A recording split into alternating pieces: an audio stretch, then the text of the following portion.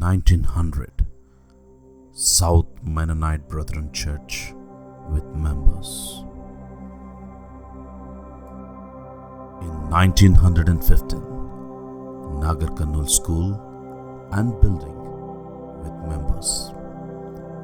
This is the South Mennonite Brethren Church in 1900. You can observe the church members. The Mennonite Brethren Church in 15 years could build another church in Nagar Kannul. This is the speed with which the missionaries worked, and you can see the spiritual activity and the physical development. And we appeal to all the people of Nagar Kannul. What have you done in these 50 years after the missionaries left? We are accountable for this negligence. This picture is taken during the General Conference in 1927. The people whom you don't recognize in this church have prayerfully supported the missionaries who could build the missions and the churches in which we now freely enjoy. In 1954, approximately 25 years later, you see the General Conference of Mennonite Golden Jubilee at Shamshabad.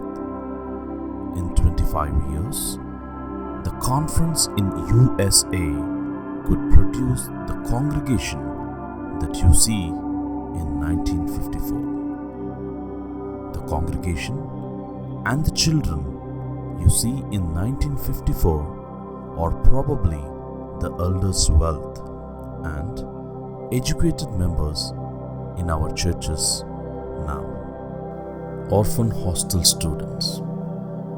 Our parents and grandparents may be in these long queues, and if we don't remember the sacrifice and the love of our missionaries, how can we be concerned about our mission compounds?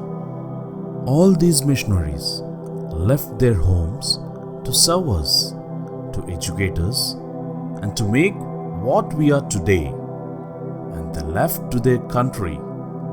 Some of them breathed their last breath on our soil, and every inch of land that we are enjoying in our conference are nothing but the tithes and the sacrifice and the sweat and blood of believers who never bothered about the color of the skin or the country or the caste or the comforts. How on earth will God spare us when we fight among ourselves on our financial status, on our castes, and on our regions? This is one of the family.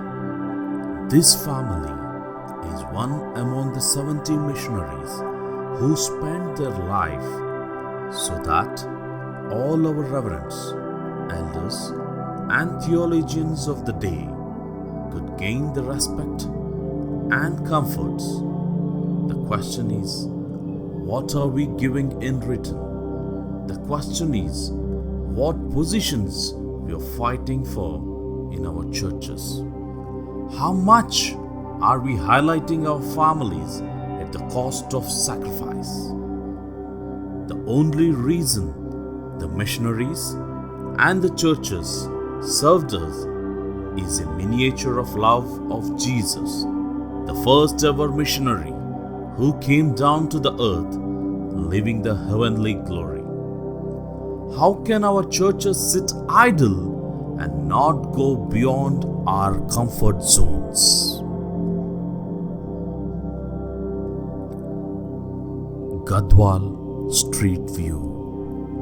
Imagine ourselves in this picture and compare the comforts that we are enjoying today.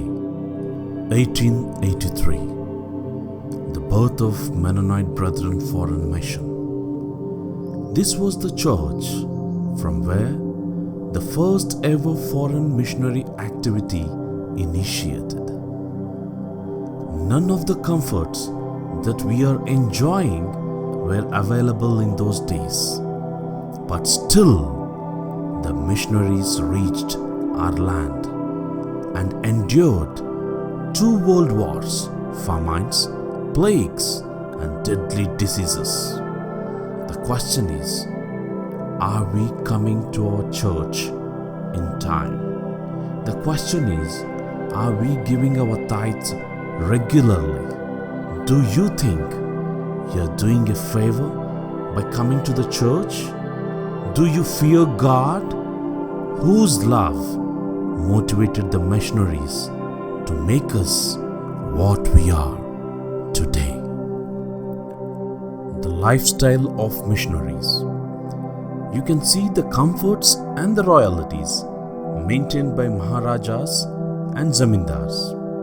Lifestyles of missionary was on par with the Maharajas and Zamindars of those days. Yet, they spent their entire lives in the mission compounds, facing tough situations. Sending of missionaries. The missionaries would have to travel by sea, taking 4 to 6 months to reach India. The comfortable journey in USA can be seen in this picture in USA 1938. Missionaries first would reach Mumbai, and from there another 2 to 3 days to reach Hyderabad by train.